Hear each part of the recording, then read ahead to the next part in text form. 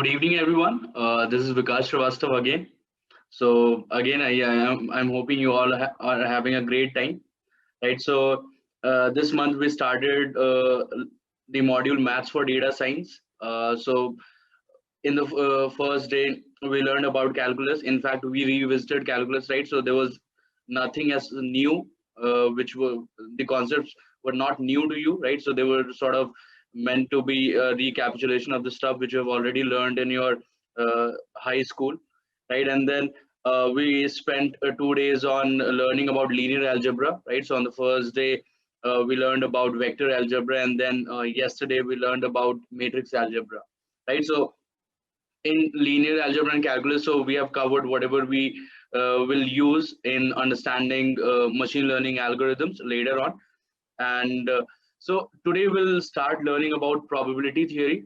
So probability theory is really important in order to understand and appreciate statistics, right? So we'll, of course, probability theory has a lot of applications in different fields, right? So for example, statistical mechanics, or you talk about any other fields, right? So probability theory has a lot of applications in different areas, different subjects.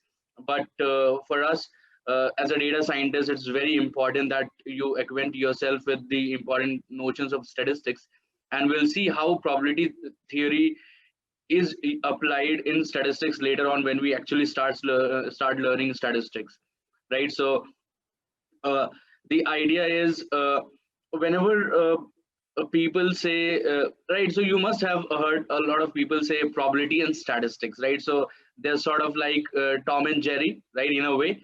But of course probability theory is independent in a way, but in statistics we'll see later on how we can use the concepts of probability to simplify our lives, and it will have profound applications there. And in fact, one of the most important application is central limit theorem. So I think some of you might know about central limit theorem, but we'll learn about those things when the time comes, right? So that will be mostly next to next week, right? In fact, when we talk about inferential statistics, there will be learning how probability is actually tied to statistics. Okay, we can of course do statistics without learning probability, but it will be a lot of effort, and we'll get to know how the concepts of probability simplifies our life in terms of coming up with statistical inferences about certain experiments that we want to conduct, right? So let's get on with the lecture. So today we are going to learn about, of course, probability theory. I have already said this term quite quite often, right? So uh, so to learn the theory of probability, we must first understand how we must first understand the concept of set theory, right? So I am again assuming that most of you have already learned about uh, sets in your 11th and 12th, and I think we also learned a bit about sets when we are initially discussing the fundamentals of Python, right? But of course there are a lot of other allied concepts that we have not covered, right? So today we'll start with the theory of sets. So set theory is mostly used when we want to uh, specify, uh, let's say we want to count objects, or uh, we want to find that what are the collection of objects in a way, right? So that is what the basic definition of a set is. So it is defined as a collection of objects. So suppose you have a bag and it has a lot of balls in it, right? So that you can call as a set. Okay. And so for example, in this case, so I have a set D, which is essentially a short for days, and it has elements such as Monday, Tuesday, Wednesday, Thursday, Friday, Saturday, and Sunday, right? So this is how we can simply define a set, right? So I think you're mostly aware about the definition of a set, but it is at the core a collection of objects or a group of objects in a way. Okay, and each individual object of a set is called an element. Okay, so that is a pretty straightforward terminology. So for example, Tuesday is an element of this set D. Okay, so we also write, let's say if there is any element which belongs to a set, so we'll write Tuesday belongs to the set D. Okay, so this is the notation. I think you guys must be knowing, right? So this is belongs to, right? So let's say I have a set of numbers like 1, sorry. Okay, so 1 comma 2 comma 3 comma 4. Let's say I have a set of these numbers, so I can say that, and let's call this set as n. Okay, so I can say that, yeah, 2 belongs to this set n. Okay, so this is how we define an element. Okay, and this is how we denote, right? So it's essentially read as 2 belongs to n. Okay, because n contains that element, or that element is part of the set. Okay, so we'll say that, yeah, 2 belongs to this particular set. Okay, so this is the basic terminology uh, in the set theory. And then there's another very important concept, which is the idea of null or void set, right? So I think you already know this from the fundamentals of Python class, right? So there we also talked about an empty set or a null set. So essentially this is a set which has no elements. Okay, and it is denoted by phi, which is the universal convention. So a null set is defined as phi. Okay, so it has no elements.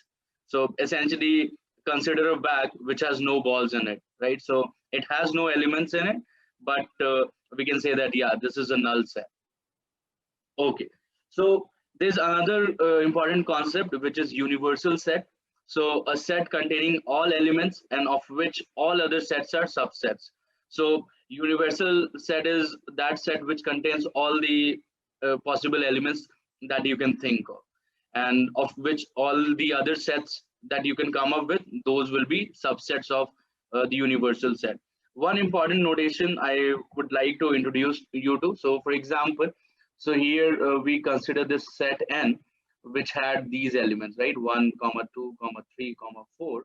Okay, so let's have another set, let's call that s, and this set has these elements 2 comma 3. Okay, so we can say that s is a subset of n. Okay, because these two elements are part of your set n. Okay, so this is what we also call as a subset. Okay, so this is to denote that s is a subset of n. Okay, so this is the basic convention. And let's say whenever you are talking about any such experiments, okay, or any such any such idea, so there we'll see how universal set can be defined. Okay, so it's pretty vague to say that, yeah, universal set contains all elements, but you don't know what are we actually talking about, right? So there will need some context so that we can define what is a universal set.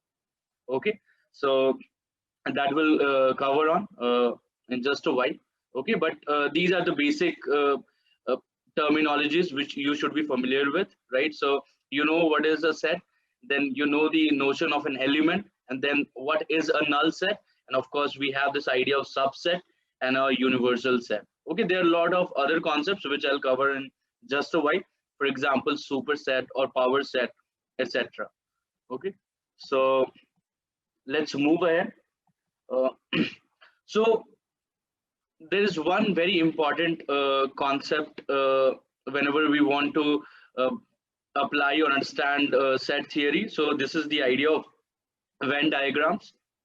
So uh, let me just yeah, go through the visualization. I think, yeah, you guys will be able to relate to this in a much better way. Okay, so I'll just recap what we already discussed. So a set is essentially a collection of objects, and in the context of probability theory, we use set notation to specify compound events. Okay, so for now, I'll not try to clarify what is compound events, but just hold on for that. Okay, so let's say I define an event. Okay, so there is an event, or essentially the outcome of an experiment. Okay, so that we can denote as an event. So let's say the event is you roll an even number, right? So you have a die, right, which has 6 faces, and all those faces have these numbers marked as right. So 1 2 3 4 5 6. So suppose I have an event, or I define an event of rolling an even number, right? So I roll the die, okay, and I uh, or I define the event as rolling an even number, right? So this set can be defined as these numbers, right? Because these are your even numbers which are possible whenever you want you are rolling a die, right? So those specific three numbers 2, 4, 6 are even numbers, right? So that will constitute that particular set. Okay, so so here I have three sets. I just need you guys to be imaginative enough. So let's assume these are three sets: A, B, and C. Right. So A is marked as orange, B is marked as green, and C is marked as blue. Okay. So there are some important concepts which I like to highlight to you, right? So this is the first concept is complement of A, right? So let's say you have defined a set A. Okay, so what is the complement of that? So every element which is not in A. Okay, so that is what we say as complement of A, and that is also denoted as A star, or not stay A star, A um, comma, or you can say A dash, and you can also denote the complement as A C, right, which is short for complement, right? So a complement of a set A includes those elements which are not in A. Okay, so let me just give you an example. So suppose this black circle is our universal set, so it has all the possible set of elements that we can think of in a particular context.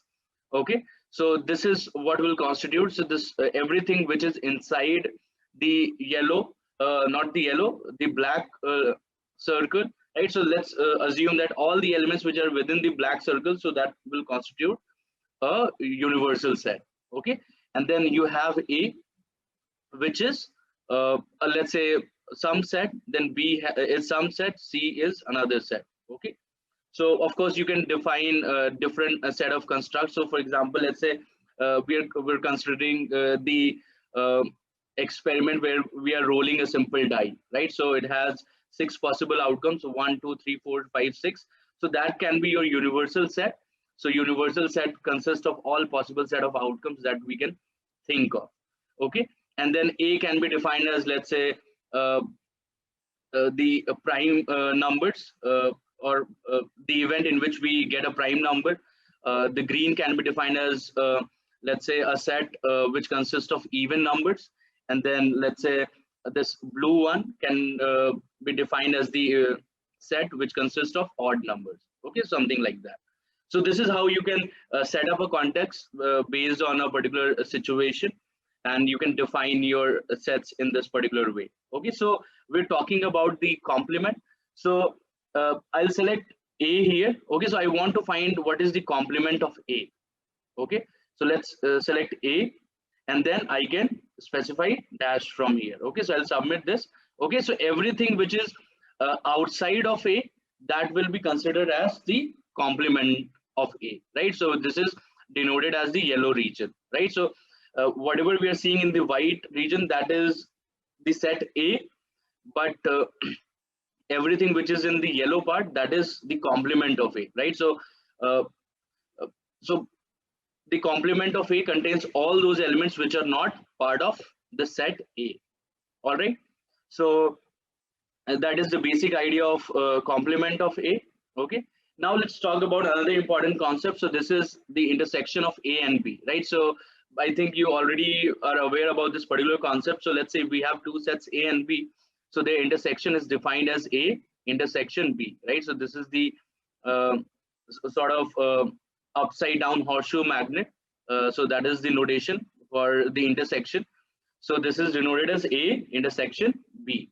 Okay, so let's see what is the meaning of A intersection B.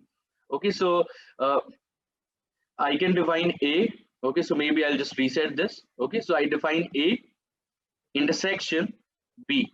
Okay, so you know A is this set, and then B is the green one, right? So I just uh, want you guys to focus on this, right? So A intersection B, I think you might have already guessed what it should be. It.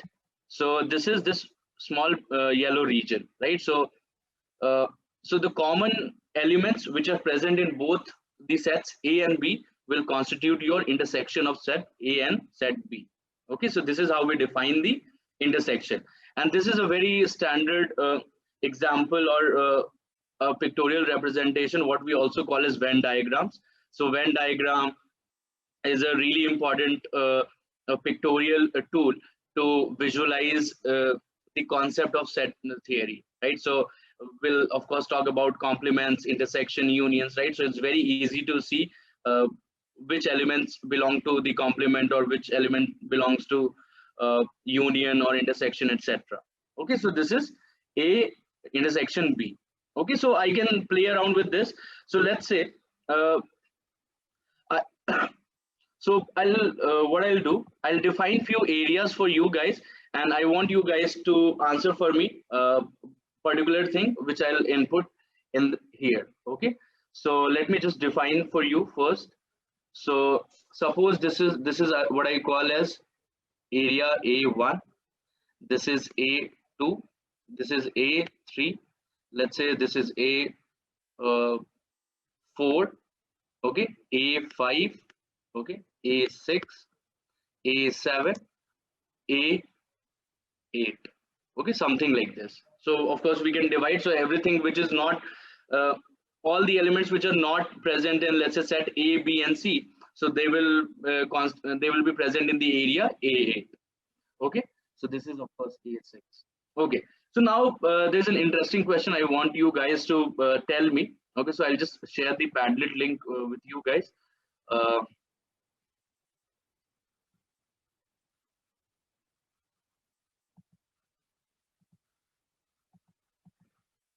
Okay, so I have shared the Padlet link, and I have a very interesting question for you.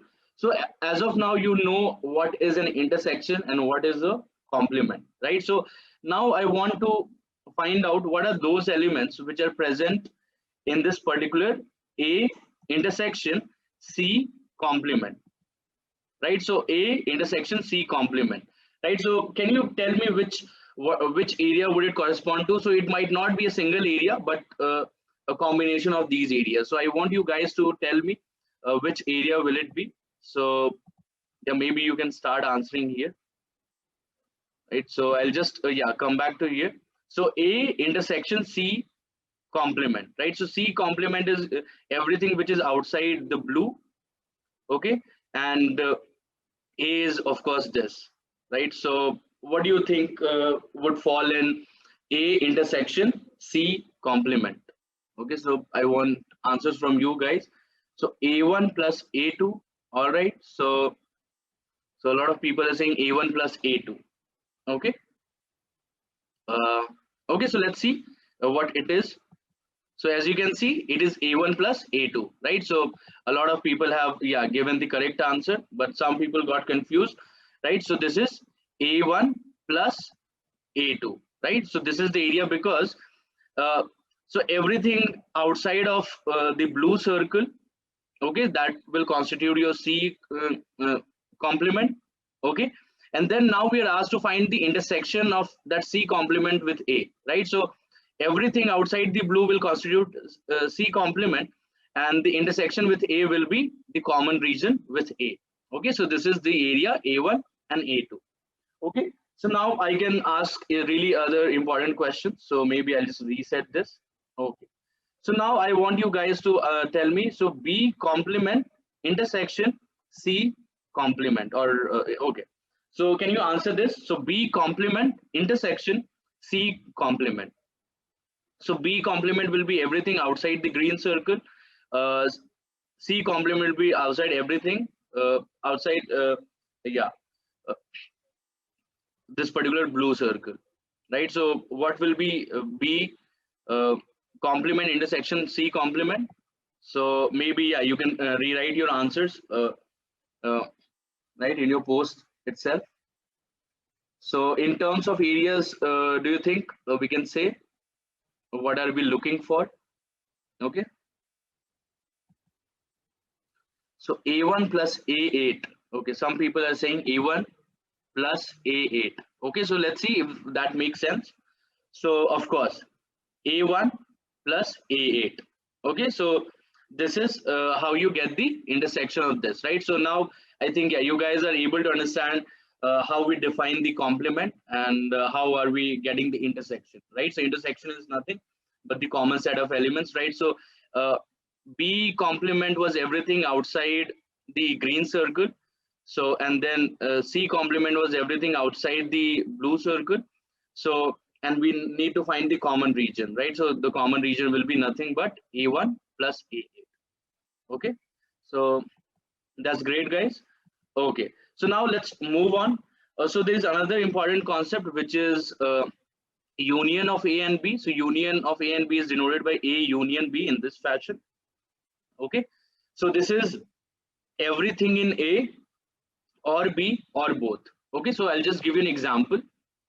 So for example, A union B. Okay, so I'll just submit this. So A is this. A set A contains all the elements within this orange circle, and set B contains all the elements within the green circle, right? So A union B will consist of all the elements which are present in either A or B or both, right? So it is essentially A1 plus A2 plus A3 plus A4 plus A5 plus A7. Okay, so this is how we define the union of let's say two sets. Of course we can define union of multiple sets, but okay, so let me again ask you one important question. So I think let me just, yeah, clear the Padlet for you. Okay, so now let me ask an interesting question. So I'll just reset this. Okay, so A complement union C. Okay, so can you guys please tell me which areas will constitute this particular operation or set? A complement union C, right? So we want all the elements which are not present in A and the intersection of that with the set C. Okay, so set C is of course the blue one. Okay, so what do you think we should have? So some people are saying okay, so of course, yeah, there being revisions of your answers. Okay, so right, so Sumanta is saying except A1. Okay, so except A1. Okay, so Sumanta is saying except A1. So let's see. So it is in fact everything apart from A1 and A2. Okay, so why is it coming? So A complement is of course everything outside of A, and C is this particular set, right? So the union of that will be uh, all the regions apart from the areas A1 and A2. Okay, so everything apart from A1 and A2. Okay, so that's great. So all right, so now let me ask you another interesting question. Okay, so you now know what is a null set. Okay, so I'll just yeah, reset this. Okay, so now I want to find out in fact I'll just, yeah, delete this. So B union empty set. So what do you think this should give us? So let's say if I want to find the union with the null set of the set B, what should I get? Can you please revise your answers on your post only? So we'll get set B. Okay, so let's go ahead and submit this and see. Okay, so this is nothing but set B.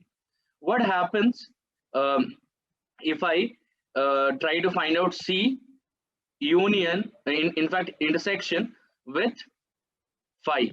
Okay, that is the null set. So what do you think we'll get here? Can you revise your answers here in the Padlet? Okay, so now my question is C intersection null set. Okay, so what do you think we should all get? So we should get the null set, right? So some people are saying we should get the null set. Okay, so let's see what do we get. Okay, so we get C. So there is no yellow region here. That means the C intersection null set is essentially the null set. Okay, so All right. So this is how we utilize the concept of Venn diagrams to understand and find out which how can we get the intersection of sets or the union of sets, etc. Okay. So there are a few more things. In fact, I'll just remove these areas. Okay. Okay, so before I go into the mutually exclusive sets, okay, so let's look at few formulas which are really important. And I think I've added those for a set of formulas in your course dashboard, so you can go through that. But I'll just walk you through those. Uh, okay, so I hope you guys are able to see my screen, right? So these are the basic set identities that we can come up with, right? So A union B will be equal to B union A. Okay, so this is the commutative law, right? So if you either change the order of A or B, the result will eventually be the same. And this is also happens for intersection, right? So A intersection B will be equal to B intersection C. Okay, so maybe I can just show you guys what I mean. So let's say if I have A union B, okay, so I submit this, so I get this region. Okay, now maybe I reset this, and now if I find B intersection A and submit this, so this again this is the yellow region, the same yellow region, right? So this is the property of commutativity, right? So now let's look at the other identities. So there's another associative law. So suppose you have A union B, and that is of course in bracket, and you're then again taking the union with C. So this will be equivalent to A union, and then you have B union C. Okay. So what does this mean? So first you calculate the union of A and B, and then you try to find the union of uh, A, whatever you got from here with C. Okay, the same result you can get by first finding the union of B and C, and then you can find the union of the resultant with the set A. Okay, so that is bound to give you the same set of result. Okay, and the same set of same property will hold for intersection as well. Okay, so this is the important property of associativity. Okay, there's one important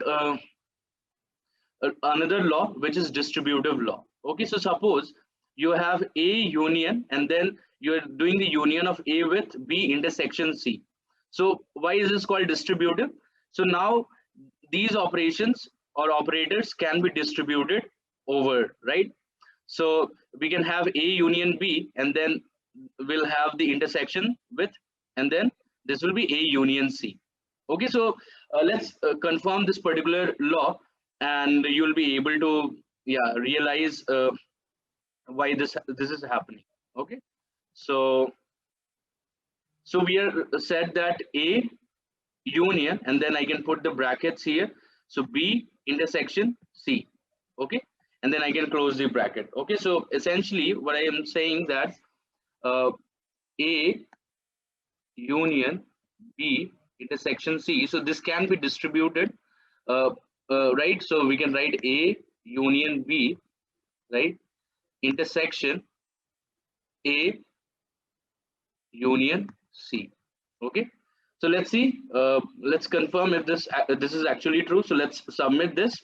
Okay, so this is this particular region. Okay, so just keep in mind, so so this is what we are getting from A union B intersection C, right? So B intersection C is nothing but this particular region, and then we are taking the union with A. So of course everything in A, and then you have the B intersection C, right? So these are the yellow regions. Now let's see. Maybe I'll just reset this.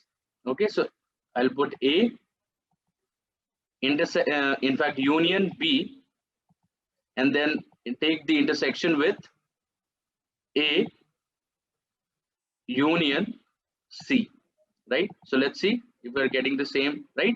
So we're getting the same yellow region, right? So this is a very important property of distributivity. Okay, So now I think, yeah, we can move ahead to another properties. Okay. So similarly, you have A intersection with B union C, and this can be distributed over this, right? So it's very similar to how you can write simply A, let's say A multiplied by B plus C. So you can distribute the multiplicative multiplication over both the elements, right? So very similar, right? So something like, let's say you have A multiplied by B plus C, right? I'm talking about simple arithmetic, right? So you write this as A multiplied by B plus A multiplied by C, right? So we essentially distribute this over both the elements, right? So this is the property of distributivity. Okay. Now the next important law is identity laws. Okay, so for all sets, A union phi is A. We have already seen this, and A intersection universal set is A. Okay, so maybe I haven't discussed this, but I'll just come back to this and I'll show you what we mean. Right. So of course, you have the entire everything within the black circle as the universal set. Okay, and now if you want to take the uh, intersection of the universal set with A, right? So that will be essentially your set A, right? So it's pretty straightforward. If you think in terms of the Venn diagram, so you'll be able to get those, right? So of course, I'll not discuss everything, but there's one important law which I want to discuss. So that is the De Morgan's laws. So for all sets A and B, A union B complement will be equal to A complement intersection B complement. Okay. So remember this formula, and I'll just show you what I mean. Okay. So we have A union B complement. Okay. So what is this? So this is this particular region, A union B complement. Okay. Now what do we want to have? So I can in fact write that De Morgan law. So A union B complement. A complement can also be denoted as a dash here, right? So it can be denoted as A dash intersection B dash. Okay. So let's see if this actually makes sense. So we'll have uh, A complement intersection B complement. Okay, so let's submit this, and this gives me the same region. As you can see, the yellow one, right? So I am getting the same yellow region, as in all the elements in this particular region will correspond to both A complement intersection B complement, or equivalently you can say A union B complement. Okay, or you can also say complement of A union B. Okay, so just go through these identities, and I think you will be able to relate. In fact, try to verify those identities by playing around with this uh, visualization. So you have all the tools here. There's of course one important thing I didn't tell you, right? So A union, let's say universal set, right? So this is nothing but the set A only, right? So this is pretty straightforward, and I think, yeah, you guys should be able to understand this particular concept. Okay. And let's say I don't think yeah, so yeah, so these are the set laws we have, in fact the identities, and you can just verify these identities by playing with the visualization you have available in your dashboard. Okay, so these are pretty straightforward. All right, so let's move ahead. So this is what we have discussed, what we have been discussing as of now is the idea of sets, right? So set is essentially a collection of objects, and then you can have different sets, and you can try to find out the relation between them. So you can see what is the intersection or the union, and what is the complement, right? You also have this concept of uh, uh, universal set or a null set, etc. Okay, and of course you know about the subset. Okay, so for example, um, I'll just reset this. So A intersection B. Okay. So this A intersection B is a subset of let's say set A. Okay. So this is how we define a subset. Okay. So let's move forward. So we have now the idea of mutually exclusive sets. Okay, so what does it mean? So if no element is common between two sets, we say that they are mutually exclusive. Okay, so if A intersection B is equal to 5, that is, the intersection gives you the null set. That means both the sets are mutually exclusive. Okay, so here we can in fact do a lot more interesting operations. So you just click on here, and you can in fact decrease the size of it, and then you can move it ahead. Okay, so there are a lot of interesting things which you can do, and I can in fact move it from here, and okay, so I'll just, yeah, keep it here. Okay, so now I want to find out, let's say A intersection B. Okay, so A intersection B will give me nothing, right? Because these two sets are mutually exclusive sets, as they do not have any common element between them, right? So that is the definition of mutually exclusive sets. So they are mutually exclusive, right? So for example, when we discussed about the experiment where we are rolling a six-sided die, right? So there, let's say you define a set of getting a set of the even numbers and set of odd numbers, right? So these two sets will be mutually exclusive as they do not have any common element, right? So that is pretty straightforward to understand. So suppose you have the set of, let's say, even number, which we can define as E, as 2, 4, 6, right? And then the odd number you can define as 1, 3, 5, right? So if you find the intersection of E with O, this is going to give you 5, which is the null set, right? So these two sets will say that they are mutually exclusive sets. Okay, so all right, so guys, can you please confirm if you are able to understand till this particular point? Uh, okay, perfect. Okay, that's great. So let's move forward. So the next is, of course, because we want to study probability theory. So this is really important concept where we'll try to count the objects in a way. Okay, so you'll get to know why counting is really important, right? So let's say if someone were to ask you this question that when you are rolling a die, what is the probability of getting an even number? Okay, so there will need to utilize this concept of counting. Okay, of course in this case the counting is pretty simple, right? So there are three possible even numbers, and there's a total six possible outcomes, right? So the probability will be probability of getting an even number when you roll a die is 3 by 6, which is half, right? But of course our nature is not that simple, so things can get really complicated. So we need to have a very good way in which we can count in a much profound manner, right? So for this, there are two important concepts. So one is of course permutation, and the another is combination. Okay, so let's see what is a permutation. So a permutation is the different arrangements of a given number of elements, either taken one by one or some or all at a time, right? So in permutation, order matters. Okay, so let's say if I were to ask you, so out of all the 26 English alphabets, construct, tell me how many four letter words that you can come up with, right? So there the order will matter, right? But let's say there are 26 members in a particular cohort at AlmaBetter. Okay, and I want you guys to make teams of four, right? So there the order does not matter, because in a team, if you have four members, so it doesn't matter in which order you are saying that this team has these members, right? So uh, there the idea of order does not matter, but there will be a lot of other situations in which the idea of order will matter.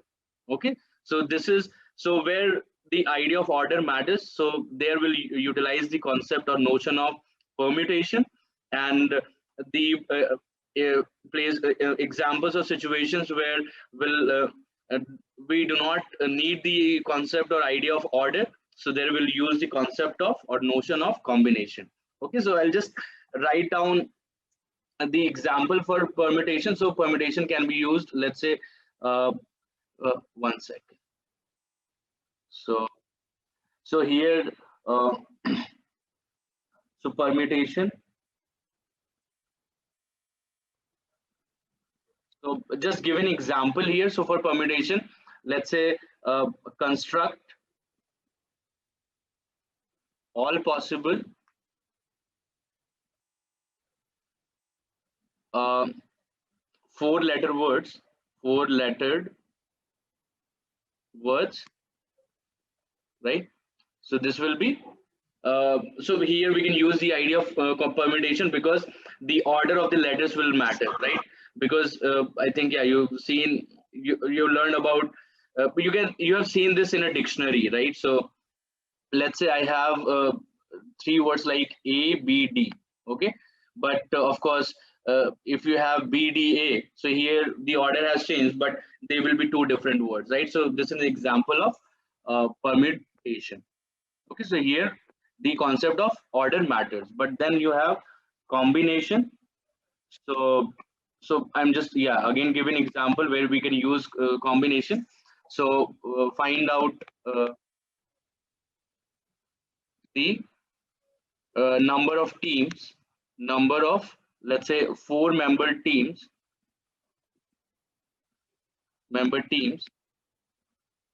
that can be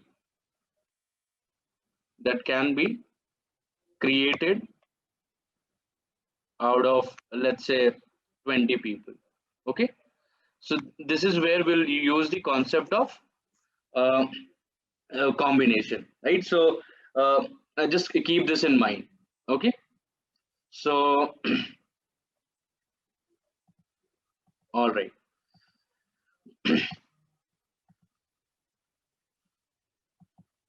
So let's first go through few visualizations, and I think, yeah, you guys will be able to relate in a much better way, right? So uh, just to give you context, so it can be surprisingly difficult to count the number of sequences or sets satisfying certain conditions, right? So uh, consider a bag of marbles in which each marble is of a different color, right? If you draw marbles one at a time from the bag without replacement, right? So we're not replacing any other element, right? So we're just drawing the marbles one at a time, right? So we're not replacing any of the marbles, right? So how many different ordered sequences of the marbles are possible, right? So how many different uh, so so in this case, when you ask this question, how many different ordered sequences of the marbles are possible, so there we'll use the concept of permutation. Okay, so just let's take an example here. So suppose I'll just start with a simple AB. Okay, so here uh, okay, let me just first tell you the formula so that, yeah, you can relate to it in a much better way. So permutation is defined as NPR. Okay, so let's say there are n elements out of which you want to select r elements.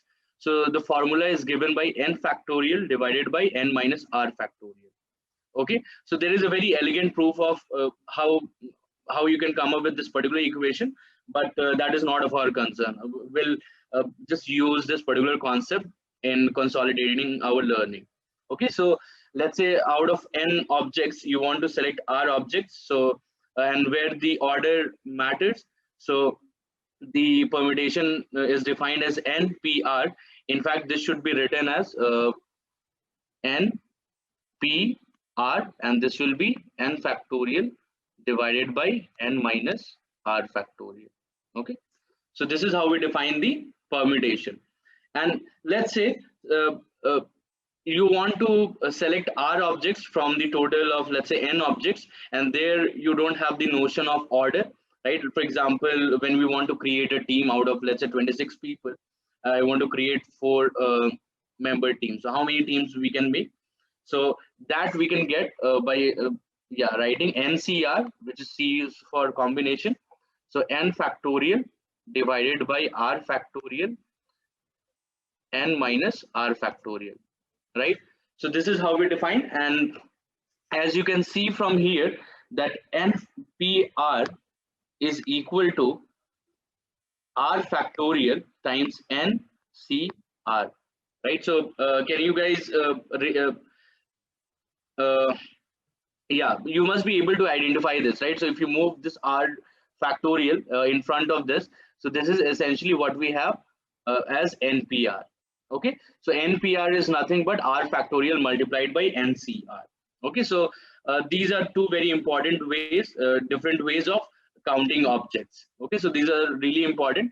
So let's go through the visualizations, and I think, yeah, you guys will be able to relate in a much better way. So suppose uh, my bag contains three colored marbles. Okay, so of course, let's say um, I want to. Okay, so let's say I have. Okay, so I can select two elements. Okay, so what are the different set of so out of these three marbles, I want to select two marbles, and the order will matter. Okay, so in this case, what are the possible set of uh, outcomes that we can have?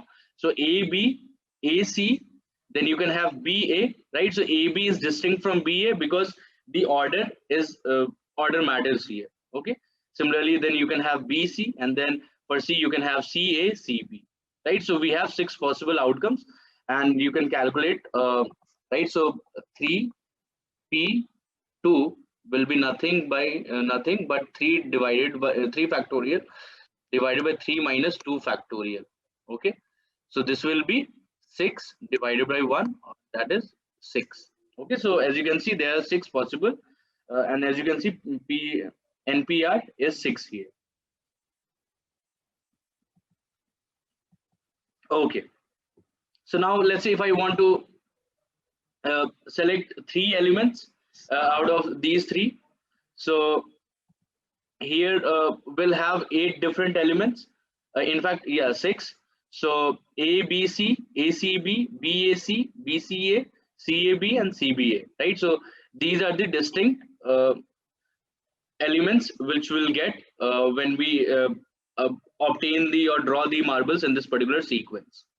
Okay, so we are drawing the marble without replacement. So all those scenarios can happen, right? So let's say your bag contains uh, these three marbles A, B, C, right? So in fact, your bag contains these three marbles. So how you can draw the marble without replacement? So firstly, let's say I can pick A. Okay, so I have got A.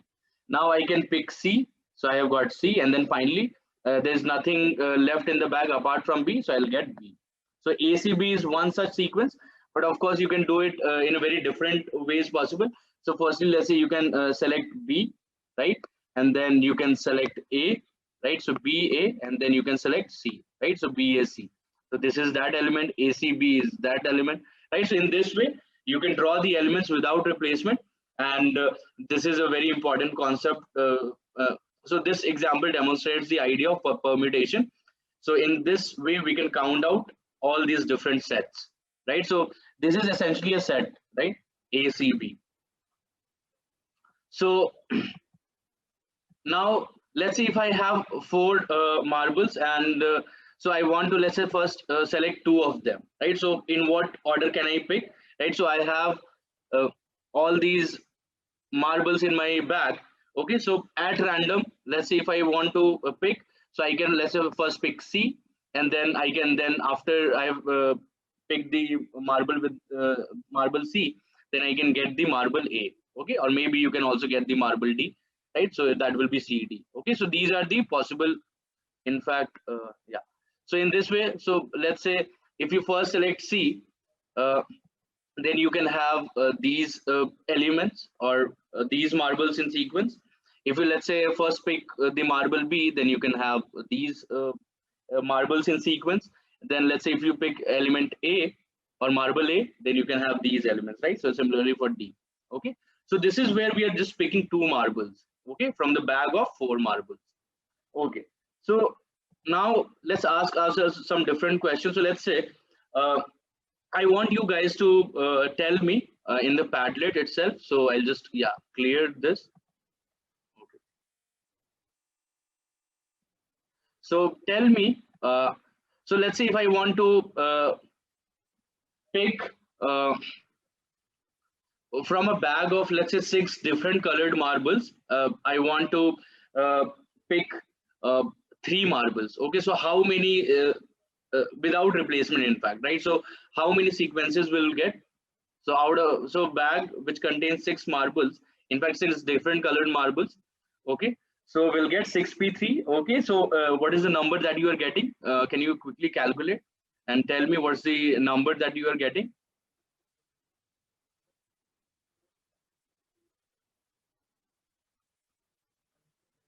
Okay, so 120. All right, so 6p3 will be 6 factorial divided by 3 factorial. 3 factorial is 6, 6 factorial is 720. So we'll get 120. Okay, so this is pretty straightforward. All right, so this is uh, how we can permute objects. So essentially, if the sequence matters, so we'll use the counting method. We'll do the counting using the permutation method. Okay. So now let's go to combination. Okay. So now here the idea of sequence does not matter. Okay. So here when you talk about combination, so we can think about different unordered sets. Okay.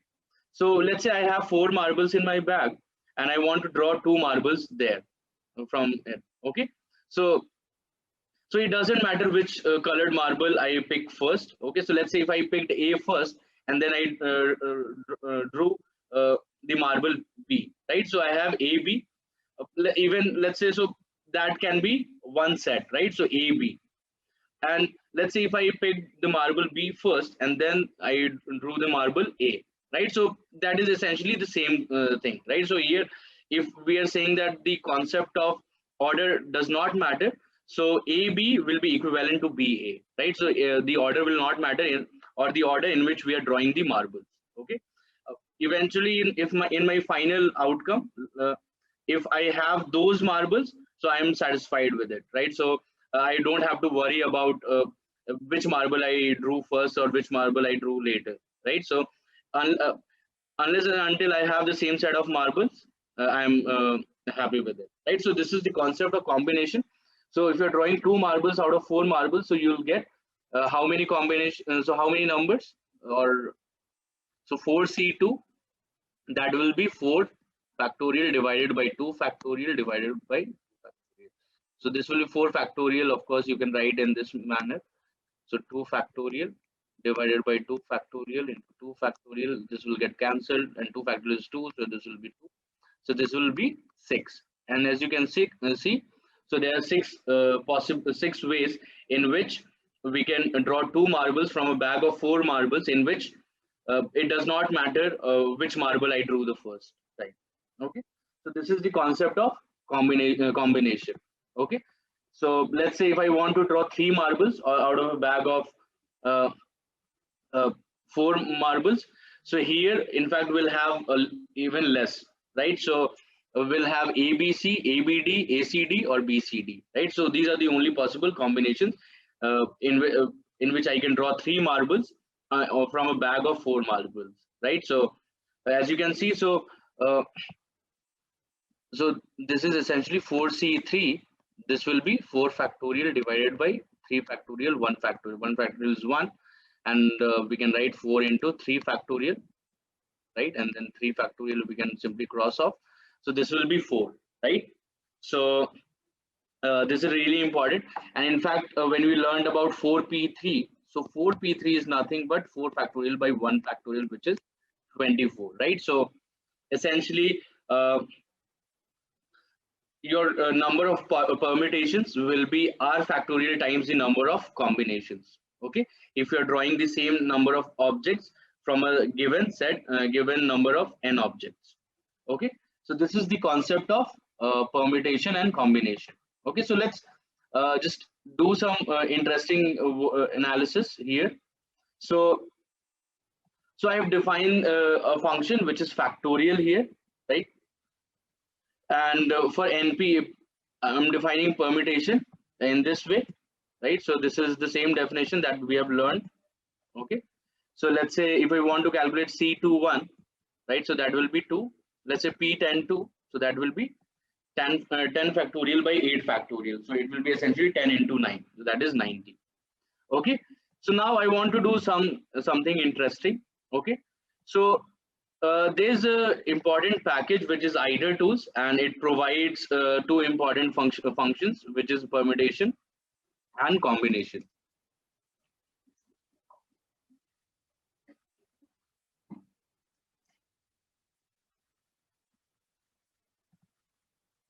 Okay, so from the idea tools library, I'm importing these two functions.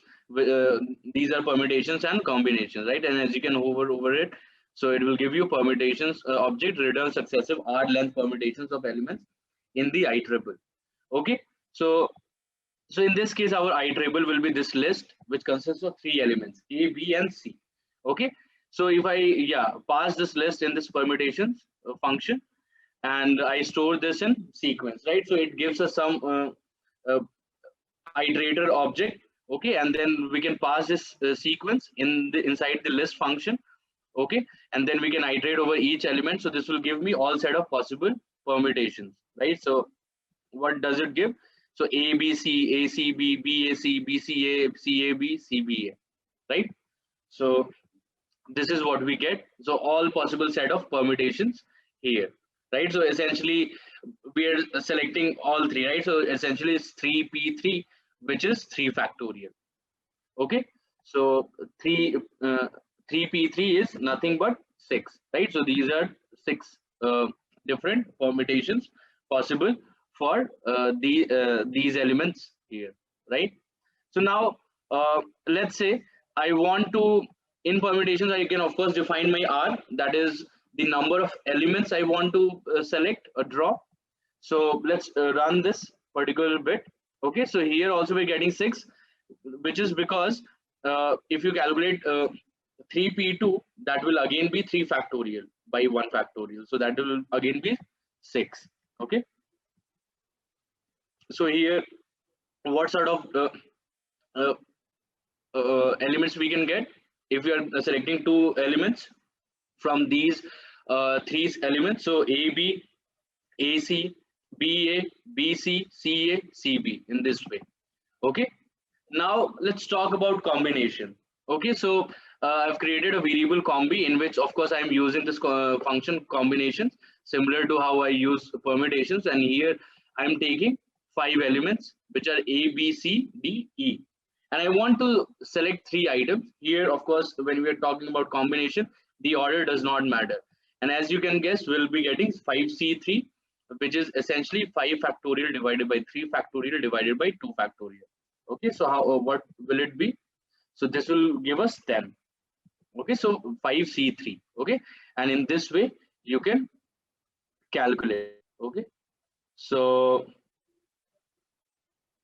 because we have already defined the function here, and that is how we are validating, right?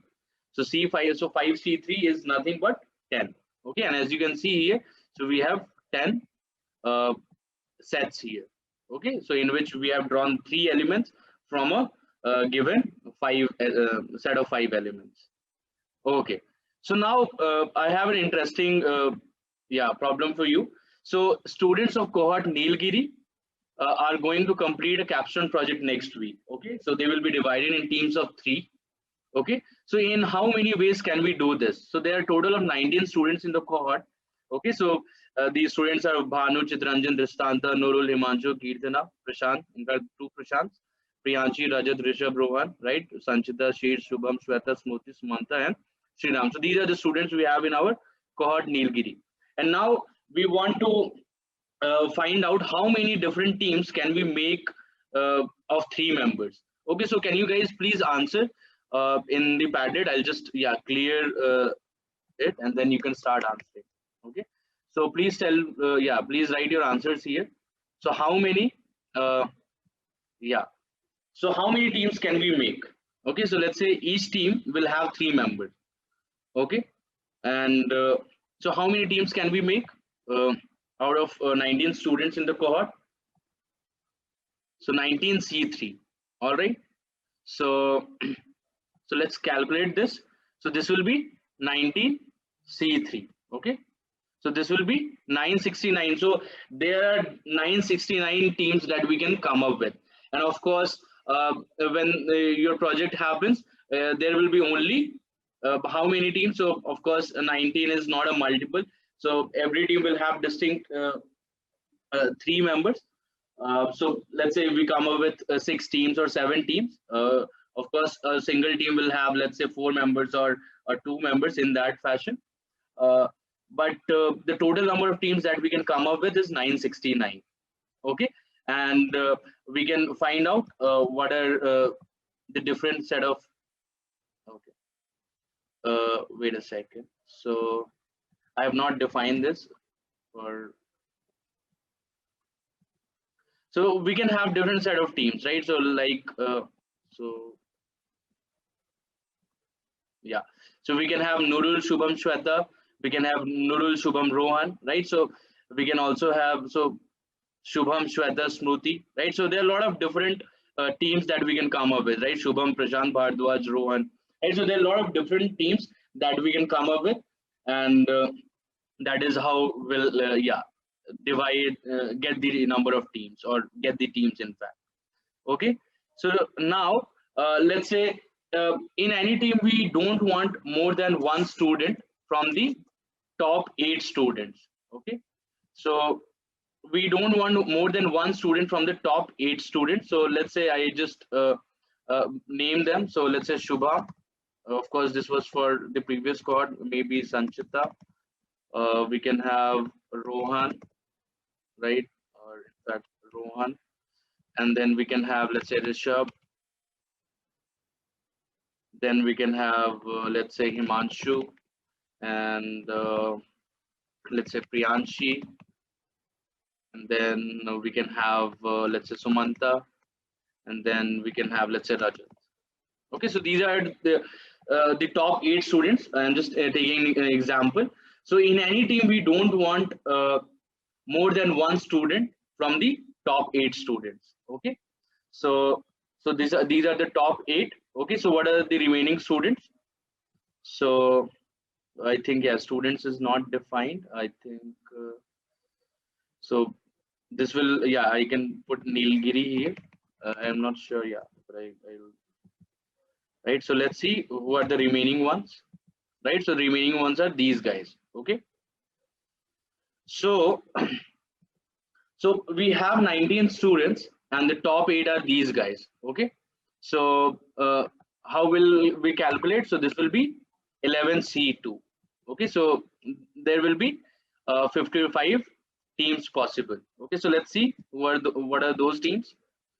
So so so in any team we don't want more than one student from the top 8 students. Okay, so any team will only have, let's say, any particular team.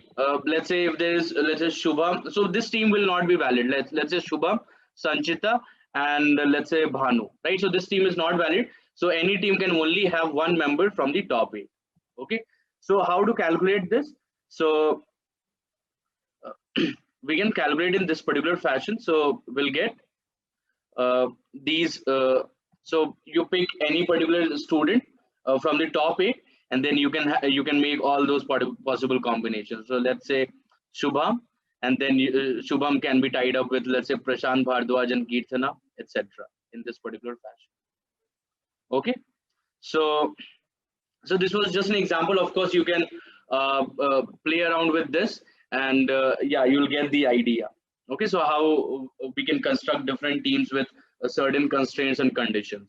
Okay, so I'll not go deep into it. I think, yeah, these are the concepts which you are already familiar with, and you can experiment with this. See, let's say you don't want any team in which you can have, let's say, two stu two student from the top 8, right? So, or maybe 3 students. So there cannot be a team in which we have all the 3 students from this top 8, but let's say 2 students are possible, like Shubham and Sanchita. They can be in the same team, and the third member will have to come from the remaining lot. Okay, so try to, yeah, do these calculations on your end, and see, experiment what you are getting. Okay, so I'll just, yeah, move ahead. So yeah, can you guys please confirm if you are able to comprehend these concepts which I have covered till now?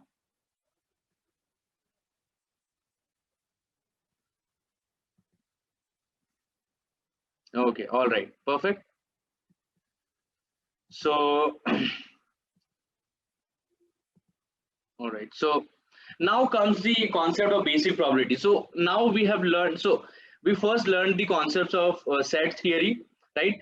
And on top of it, we introduce ourselves how to count different sets, essentially, right? So here we are drawing objects of let's say 3 items from a fixed n items, right? So so that is essentially a set. Okay, so now we know the concepts of set theory. We know how to do counting using permutation and combination. So now we are ready to understand what is probability, right? So firstly, before I give you the definition of probability, we need to understand what is an experiment. Okay, so you, an experiment is any sort of uh, event or any such activity in which you want to do some sort of what should I say? So you're doing some set of activities, and you're measuring the outcomes, or you're noting the results and see what you get. Okay, so usually traditionally they always tell you, yeah, so you can so rolling a die is can be considered as an experiment. Uh, let's say there could be anything as such. Okay, so rolling a die is or tossing a coin, so that is another experiment that you can do. There are millions of experiments that you can think of, and they have a very well defined set of possible outcomes, right? So whenever you are rolling a die, right, so you know that there are total of 6 possible outcomes. Okay, or let's say whenever you're tossing a coin, so there are 2 possible outcomes, either head or tail, assuming that when you toss the coin, it always lands on one face, right? So an experiment in which let's say we have a well-defined set of possible outcomes, so that will call as sample space. So the set of all possible outcomes of an experiment will be called as the sample space. Okay, so bear in mind this particular definition. So a sample space is essentially the set of all possible outcomes that you can get when you're doing an experiment. Okay, so and another important terminology I'll like to introduce to you. So the idea of event. Okay, so event is nothing but a subset of the sample space, right? So let's say when you're rolling a die, you have 6 possible outcomes that you can get.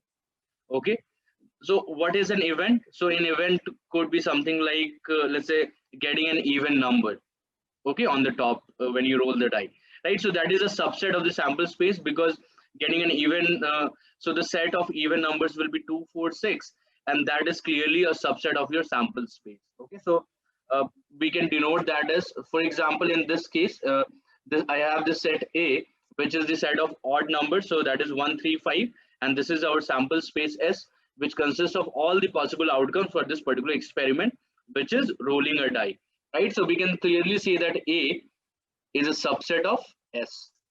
Okay, so this is how you define an event. So A is an event which is a subset of the sample space. Okay, of course, the event can have all the possible outcomes. So let's say your event is getting a natural number. Okay, so uh, all the possible outcomes, which are 1 2 3 4 5 6, they're all natural numbers, right? So in this case, your event will exactly coincide with your sample space. But more or less, uh, as I so there is a concept of subset, and there is also a concept of proper subset.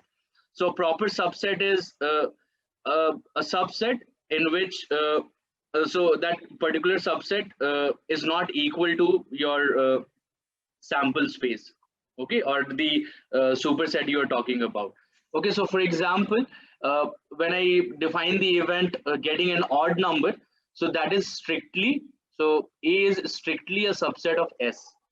Okay, so here we'll not write the dash, but let's say if I talk about the event of getting a natural number, so that is not a proper subset, that is a subset, because uh, A is eventually equal to S, right?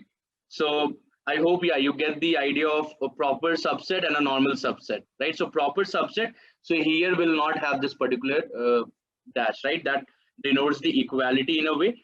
So whenever you're talking about a proper subset, so that will only, so that will always have fewer elements as compared to your sample space. Okay, so now we are clear with the definition of event and the sample space. So So now we are ready to define the term probability. So probability is a numerical way of describing how likely an event is to happen.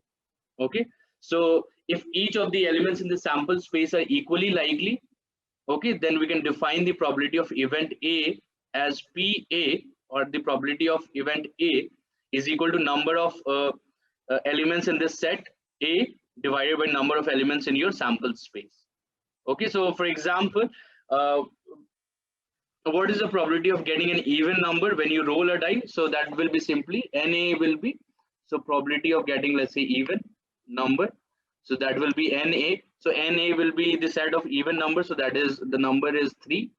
And what is the number of elements in your sample space? So that is 6. So it will be half. Okay. So uh, so 50% on 50% occasions, you'll say that when you are rolling a die, you're getting an even number. Okay. This also, so there is a very important question that we can ask ourselves. So you'll say that, let's say if I roll the die 10 times and I get even numbers only 3 times, but I only get the even number 3 times. Okay. So what would you say in that case? So shouldn't it be equal to half, or does the idea of this particular concept is flawed? Okay. So we'll not bother about this. I have something interesting to show to you. Uh, so let's talk about this particular, right? So when you talk about tossing a coin, right? So here we have now changed our experiment. So now we want to talk about tossing a coin. So this is a very simple experiment, but it has profound applications, as this forms the basis of all rational explanations when people try to teach or learn probability theory, right? So this is pretty easy to understand, but also there are a lot of involved concepts within it, right? So when I ask you what is the probability of getting ahead when you toss a coin, so what would you say? Okay, so let me just, yeah, clear the Padlet, and I would just want you guys to answer what is the probability of getting ahead, uh, right, when you toss a coin, and why do you think your answer is that? Okay, so someone said half or zero point 0.5. Can you write something, a brief note, or why do you think it should be 0.5? Okay, so how do you actually, yeah, define this probability, right? So 50% if it is a fair coin. Okay. uh,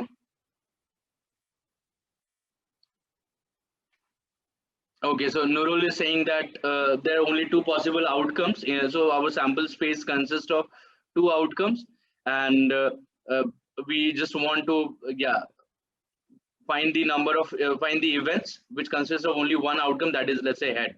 Okay, so that will always be going to be 1 by 2. Okay. Okay, all right. So now let's look at this particular visualization. Okay, so I'll just okay.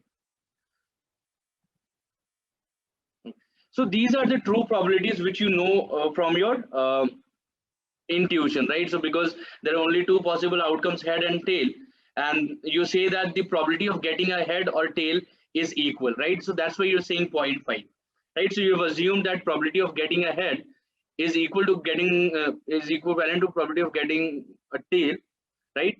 Because for both will have 1 by 2, 1 by 2, right? So now uh, so but in real life what happens that uh, when you do this experiment, so let's say you flip the coin 100 times. Okay, so when you flip the coin 100 times, so I'll get head on 102 occasions out of, let's say, maybe I can just reload this, and then yeah, I can show to you guys. Okay, so now let's say I flip the coin 100 times. Okay. Okay, so now in this case, I tossed the coin 100 times and I got head around 42 times and I got the tail 58 times, right? So based on whatever number of times I have carried out this experiment, okay, so I can say from whatever I have already conducted. So let's say I do not know that nature works in this way. So I'm just a very curious individual, and I'm doing this experiment. So I'm trying to find out what's the probability of getting a head. So I flipped the coin 100 times. I noted how many times I got the head and how many times I got the tail, and I can simply get the probability to, yeah, so number of times I get the heads divided by the number of times I toss the coin, right? So in this case I get 42. Okay, let's toss the coin 100 more times and see what do we get. Okay, so now as you can see, so the probabilities of getting head and tail in the first 100 trials, so it's slightly different, right? So they are close to 0.5, but they're not exactly 0.5. Okay, so let's flip the coin 100 more times. Okay, so now we get 87 heads out in 200 tosses, and then 113 tails in 200 tosses, right? So let's do it one more time. So now as you can see, the probability of both are now getting closer to 0.5. Okay, so I can do this, yeah, so I can do this all day, and here, yeah, I'm so the probability of getting a head and probability of getting a tail, they will approach or near 0.5. Okay, so this is a very important concept. So when you say that the probability of getting a head when you toss the coin is half, so you're assuming that you're getting from the long run frequency, right? So essentially, how you're calculating this, right? So you say that I can conduct the experiment infinite times, and on half of the occasions I'll get head, and on half of the occasions I'll get tail. Okay, so that is one school of philosophy, right? But there's another school of philosophy which says that the probability of head, let's say, can only be said or defined based on whatever number of trials you have actually conducted. Okay, so this is what we call as the frequentist approach, in which we say that there's a long run frequency we focus on, and then this is what we call as the Bayesian approach, in which we only report those probabilities for the events which we have actually conducted. Okay, so these are the basic differences, but of course, as of now, we'll only be dealing with the frequentist approach, in which we'll say that the outcome or the likelihood of getting a head or tail, they are both equal. Okay. So Sanchita is saying, is there a formula to know how many trials are needed for correct probability? So the thing is, nature is pretty weird, right? So you do not know when you actually toss a coin what you are going to end up with. Okay, and so you can do this experiment. So we have done this experiment 600 times. We can do this, let's say, 1,000,000 times, and we can see that, yeah, the probability of head and tails, if they approach, let's say, towards 0.5. So now you can see it's 0.49 and this is 0.51, right? So they're pretty close to 0.5. Okay, so when you repeat this experiment, let's say millions of times, so you will eventually reach the equal probability of both heads and tails. Okay, so this is just an extra bit of information I wanted to give you guys, but going ahead, we'll only stick with the frequentist approach, in which we'll only say that, yeah, the probability of getting a head or tail, they are both equal, right? So will not so of course there are different ways to think about it, right? So you can say that I'll only develop any inferences, or I'll only make any conclusions based on what I have seen. Okay, so in this case, you are the experimenter, you do a lot of experiments, you toss the coin 1,000 times, and then you calculate the number of times you got head and the number of times you got the tail, and then on the basis of that you report the probability of getting head or tail. Okay, but there is of course another approach. So here we say that, yeah, if you talk about long run experiments, as in if you talk about very large number of experiments that you can do of tossing a coin, so there the probability of head and tails will be equal. Okay, so this is just an extra bit of information, but going ahead, we'll focus on this, right? So we for now will restrict ourselves to not thinking that, yeah, we'll only make conclusions based on whatever we have seen or observed, but we'll take this for granted as of now. Okay, so in fact, these two schools of philosophy, they try to solve the same problem, but they have different perspective. Okay, so just bear this in mind. uh, See, the idea is you can accept a fact to be true. Okay, because you think that yeah, this makes a lot of sense, right? So a lot of people answer that yeah, there are two possible outcomes, and I'm asking about getting a probability of head, so it will of course be 1 by 2, right? Then there is another school of philosophy. I'll say that I do not know, I will not take this particular approach. I'll carry out the experiment myself and see on how many occasions I'm getting the head and on how many occasions I'm getting the tail, and that's how I'll conclude what's the probability of head or tail, right? So there is one approach which is the Bayesian approach, in which you're focusing on whatever you are observed, and then you are making inferences or conclusions. And then of course there's another frequentist approach, in which you have assumed and found it quite logical to be true for long run experiments. Okay, just to give you a disclaimer, I am a Bayesian. Okay, so but of course yeah, we'll uh, go ahead with the frequentist approach, as in we'll assume the probability of head and probability of tail to be equal to 0.5. Okay, so let's move ahead.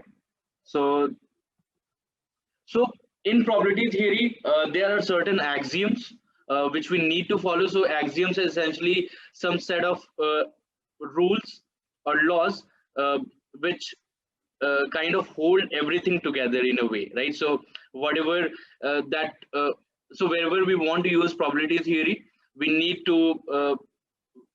to satisfy these axioms, so that yeah, we can utilize or leverage the concepts of probability theory. Okay, so the first axiom is the relative frequency of event that is certain to occur must be 1. Okay, so if S contains all possible outcomes, right, so the probability of S must be equal to 1. Okay, so let's say in the case of rolling a die, I said that yeah, what is the probability of getting a natural number? So you'll say that yeah, all those numbers from 1 to 6, they are natural only. So the probability of getting a natural number when you roll a die, that is certain, right? So this result is saying that we give a certain events a probability of 1. Okay, so if your S or the sample event contains all possible outcomes, so the probability of S must be equal to 1. Okay, so this is first axiom. The second axiom is the relative frequency of occurrence of any event must not be negative. That is, probabilities can never be negative. So the there could be an impossible event for which we'll assign the probability to be 0. Okay, but the probabilities cannot be negative. Okay, so the probability of getting number 0 when you roll a die, that is impossible, right? Because 0 is not part of the total possible outcomes that we can get. So we can say that yeah, the probability of getting a number 0 when we roll a die is exactly 0, right? So so the axiom 1 and axiom 2, they together tell us that the probabilities, they lie between 0 and 1. Okay, so the event does not contain any outcome which is part of your sample space, so for that the probability will be 0. But your event, if contains all the possible outcomes that are part of your sample space, so the probability will be 1.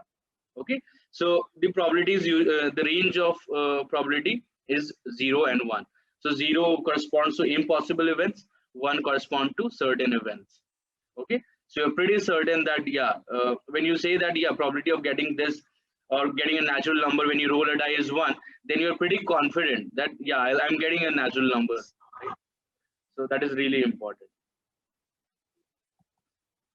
Okay, so yeah, so this is the second axiom, and the third axiom is, so if two events cannot occur simultaneously, that means at the same time, because they are mutually exclusive, the probability of an event defined by their union is equal to the sum of the probabilities of the two events. Okay, so this property is known as additivity. Okay, so probability of A union B is equal to probability of A plus probability of B. Okay, so let's take an example, the same example of rolling a die. Okay, so let's say I call this event, so getting an even number. right? So even number. Then your O is getting an odd number. Okay. Now, let's say if I want to ask this question, so what is the probability of getting an even or an odd number, right? So so you focus on what is I'm saying, right? So I'm asking what is the probability of getting an even or an odd number, right? So I'm not saying that what is the probability of getting an even and an odd number, okay? Or I'm just saying what is the probability when you roll a die, right? So you're only getting one number at a time, right? So I'm saying that what is the probability of getting an even or an odd number? Okay, so here we can say that we can say that this will be E union O will be equal to probability of E, because you know A intersection B is phi, right? So the even numbers, they are different from the odd numbers, right? So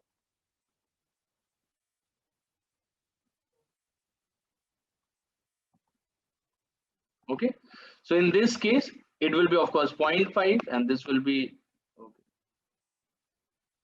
So this will again be 0.5 and this will be 1, right? So the probability of getting an even or odd number, that is 1.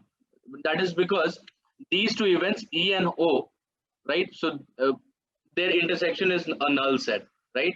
So there are no common elements in those two event space.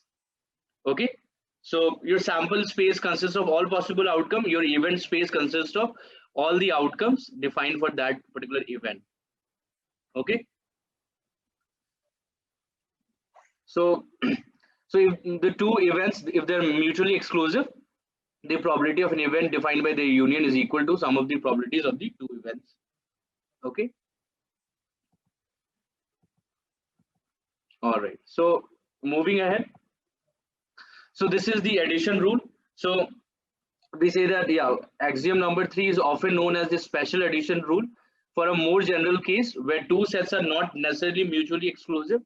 So this rule can be extended as follows. So probability of A union B is equal to probability of A plus probability of B minus probability of A intersection B. So when we had the third axiom, so A intersection B was assumed to be a null set and the probability of a null set will be 0.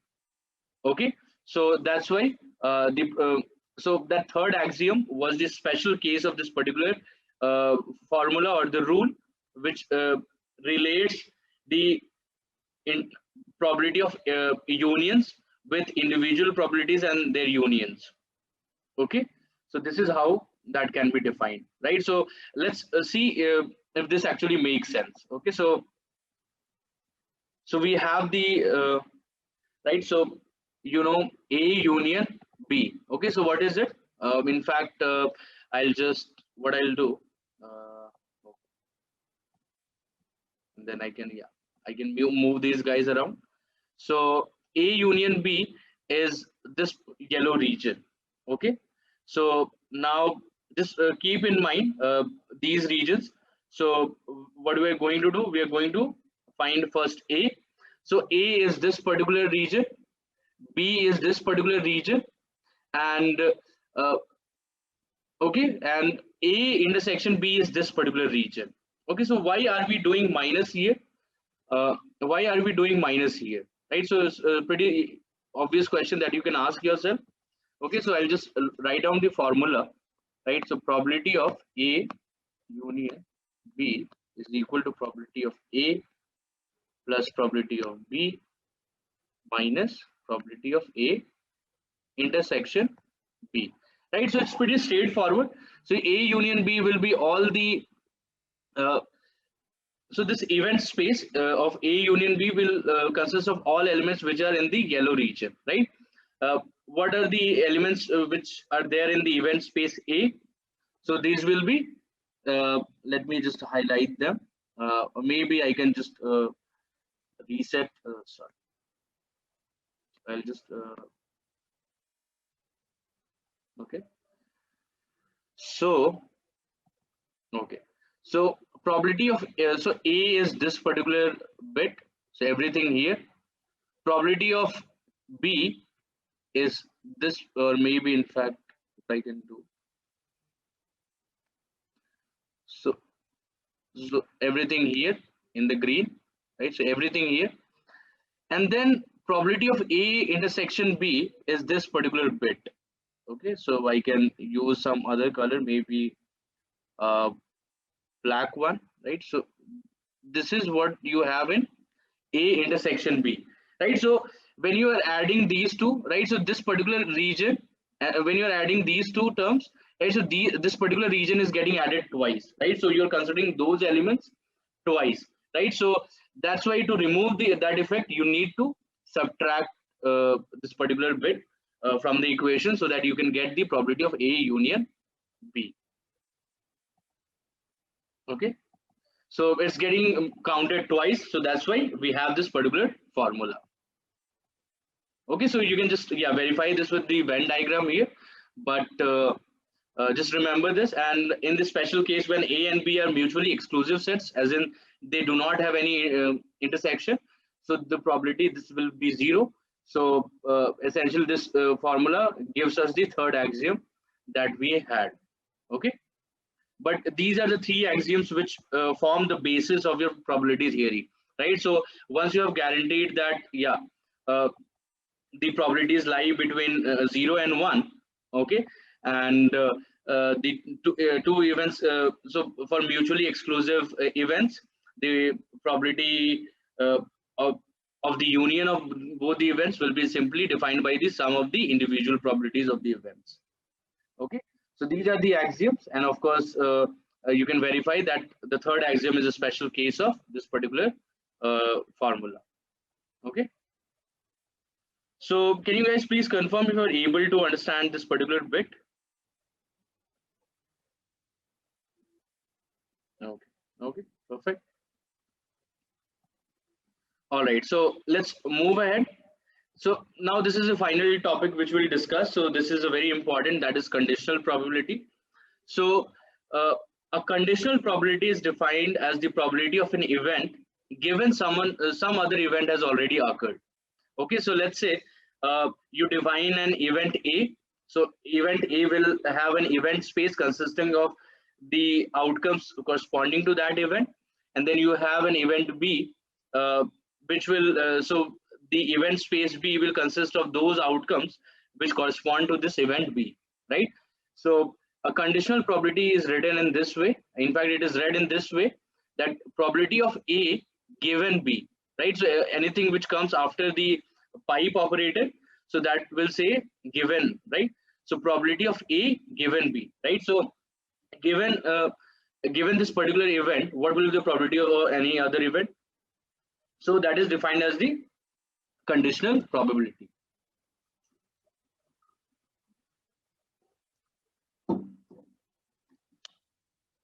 Okay, so the formula of probability of A given B, so this is the conditional probability, so that is also defined as probability of A intersection B divided by probability of B. Okay, so let's see some visualization so that you can understand the concepts of conditional probability. So here, so I'll just read this a bit so that you would get some context. So conditional probabilities allow us to account for information we have about our system of interest. Okay, so for example, we might expect the probability that it will rain tomorrow to be smaller than the probability that it will rain tomorrow, given that it is cloudy today. Okay, so the latter probability, when you already associate with it the particular condition, so that is called a conditional probability, since it accounts for relevant information that we already possess. Okay, so so mathematically computing a conditional probability amounts to shrinking our sample space to a particular event. Okay, so in our rain example, instead of looking at how often it rains on any day in general, we pretend that our sample space consists of only those days for which the previous day was cloudy. Okay, so right, so you get the idea. So we are putting a condition, right? So when we talk about the probability or the conditional probability that it will rain tomorrow, given that it is cloudy today, so our sample space will only consist of those particular set of outcomes for which the previous day was cloudy.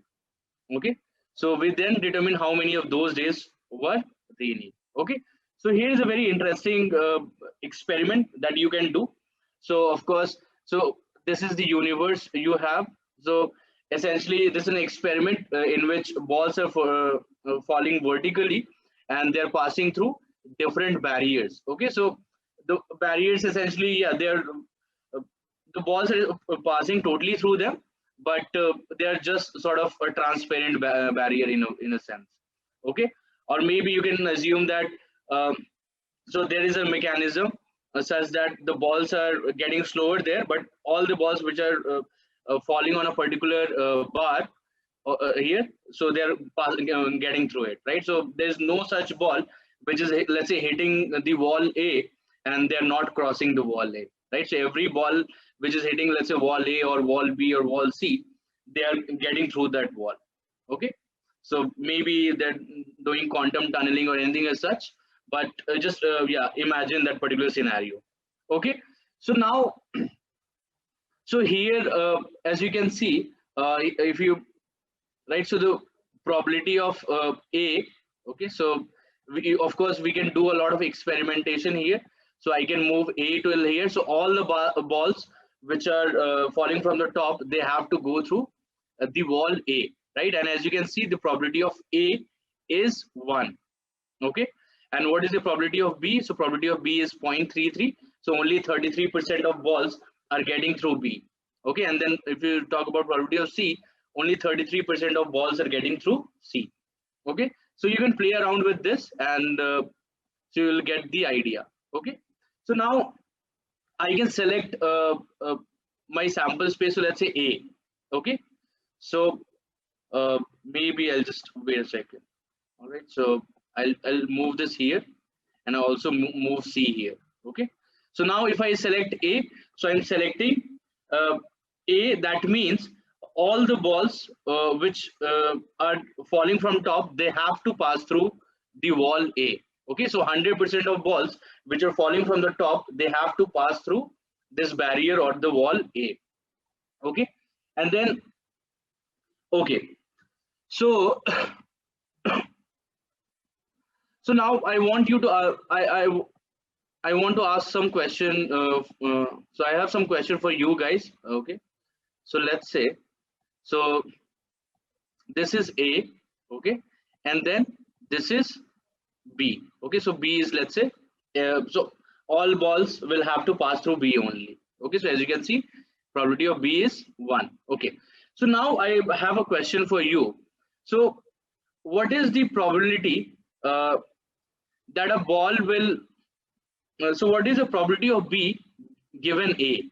Okay, so as in, what is the probability that a ball will pass through B given that it has already struck A or passed through A? So, okay, so Prashanta is saying 1. Okay, so do you guys, does anyone have any other answer? Okay, so everyone is saying 1. Why so? Because you can see that whatever ball that is passing through A, that definitely will pass through B. Okay, so my question was, what is the probability of B given A? So this will be nothing but probability of B intersection A divided by probability of A. So in this case, okay, maybe I'll just, yeah, delete this. Okay, so so whatever balls which are passing through A, they are yeah, getting so they are landing in B. Okay, so that was the question. So yeah, so the that conditional probability will be 1, right? So I'll just rephrase my question for which you gave the answer 1. So what is the probability that a ball will hit B, right? It will not pass through, or I'll just say it will hit B given that it has hit A. Okay, so given that it has hit A, it will definitely pass through B, right? Now let's say I put B here, or maybe I'll just reduce the size of B. Okay, or maybe let's say the length of the wall B is 50% or half of the wall A, right? So now can you tell me what is the probability that a ball will hit B given that it has hit A? So now can you tell me your answer? Right. So okay, so approx point or yeah 0.5, because I've said that yeah, uh, the length of the wall or the barrier B is half the length of the barrier A.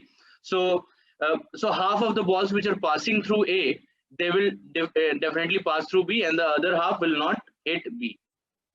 Okay, so you can do all sorts of experiments in this particular fashion. So let's say if I select B, okay, so now I have B here. So as you can see, so probability of C given B, okay, so this will be 1.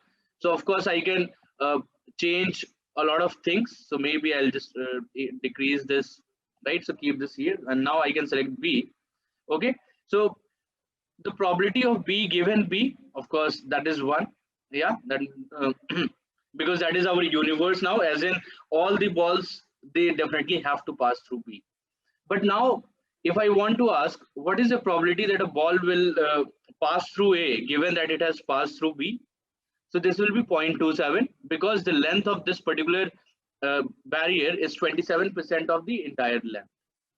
Okay, so 27% of balls will pass through A, and the rest will not pass through A. Okay, and here you can see probability of C given B. So if a ball has struck B, what is the probability that it will strike the wall or the barrier C? So that probability is 0.42. You can hover over this 0.42. That is so if you just increase the size here, so you can see it's 0.5, right? So it's almost half the length of it, right? So half of the balls are, so here of course we're making assumptions that all the balls are universally or uniformly spaced, as in they are hitting all the regions in a uniform manner. Okay, and if you select C as the universe, so now you can see the probability of C given C is of course 1. The probability of B given C, so let's say if a ball has struck C, okay, so what is the probability that is passed through B? So it will be 0.6, because there are some balls which are hitting C, but they are not hitting B. Okay, so this is the idea of conditional probability. Okay, so I think yeah, so these are the concepts which I wanted to discuss today. Of course, there is another concept which is the idea of okay, this is one more concept I'll just tell you, and then we'll yeah have the quiz. Okay, so there is another multiplication rule. So the probability that events A and B both occur is equal to the probability that event B occurs times the probability that event A occurs given that B has occurred. Okay, so this might sound to you quite convoluted, but it is pretty straightforward.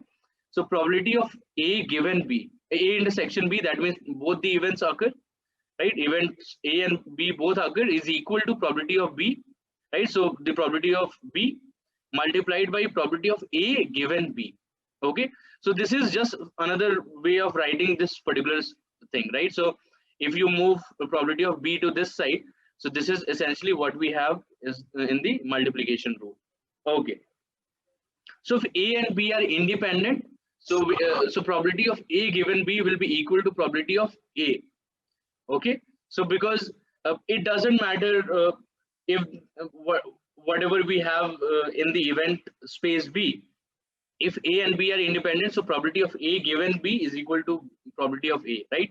Because it does not matter or the event B does not influence the event A at all, right? So because we are saying that they are independent, right? So the basic definition when we say that probability if A and B are independent, so probability of A given B will be equal to probability of A, or you can also say probability of B given A will be equal to probability of B. Okay, so this is the multiplication rule. There's one important concept which is Bayes theorem. So I'll take some time to discuss this important theorem, and this is really important. So I just want to take a lot of time to discuss the Bayes theorem, and then of course tomorrow we'll be discussing the summarizing data part. We'll talk about certain statistical measures such as mean, variance, range, etc. Okay, and I encourage you guys to play around with these experiments. These are very cool visualizations which we have developed by taking inspiration from really cool visualizations online. So just experiment with these, and you'll be able to uh, relate to the concepts in a much profound way. Okay. Uh, so yeah, you can just change the size of these, right? So I'll just select on the universe. Okay. And of course you can play around with this. Okay. And you can confirm whether, yeah, everything makes sense or not, right? So let's say we can have a, right? So here also we can say that what is the probability that a ball will strike C given it has struck A. So this will again be 1, right? Because all the balls which are passing through A, they are bound to pass through C, right?